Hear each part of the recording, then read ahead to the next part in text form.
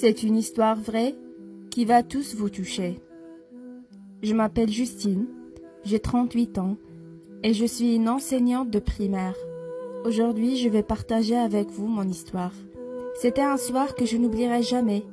Après le dîner, mon mari et moi étions assis au salon. Chacun de nous était occupé à faire ce qu'il voulait. Moi, je corrigeais un exercice de production, alors que lui, il jouait sur son smartphone. Quand tout à coup, mes larmes ont commencé à couler sur mes joues silencieusement.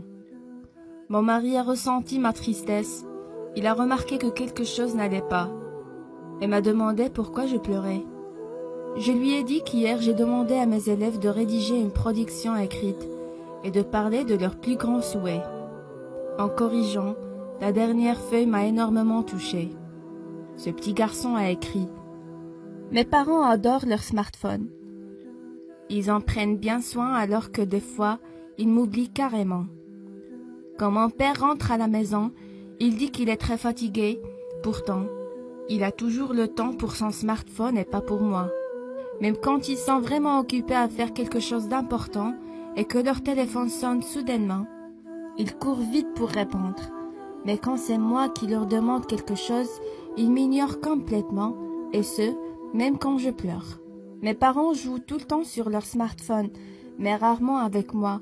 Quand ils sont au téléphone, ils ne m'écoutent jamais. Même quand j'ai des choses très importantes à leur dire, il arrive souvent qu'ils me crient dessus pour aller dormir, regarder la télé sans dire un mot ou aller m'occuper ailleurs tout simplement. Alors, c'est pour cette raison que mon plus grand souhait est de devenir un jour un smartphone. Comme ça, mes parents pourront enfin m'aimer pour toujours, prendre soin de moi, faire attention à moi et m'amener avec eux n'importe où ils vont. Devenir smartphone est mon plus grand rêve, car j'aime trop mes parents.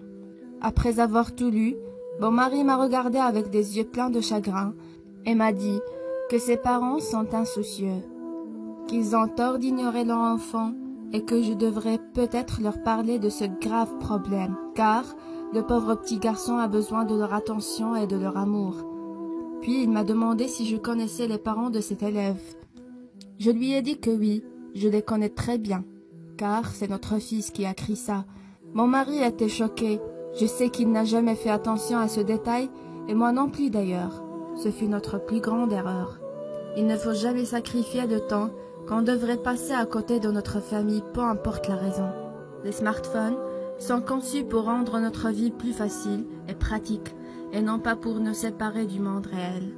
Sachez qu'il n'est jamais trop tard pour changer votre vie. Profitez au maximum de votre famille et vos proches.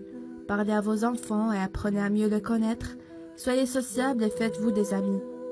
Découvrez de nouveaux horizons et ne perdez pas votre temps accroupi devant vos ordinateurs, car un jour, il serait trop tard de changer quoi que ce soit. Si vous avez aimé l'histoire, n'oubliez pas de partager avec vos bien-aimés.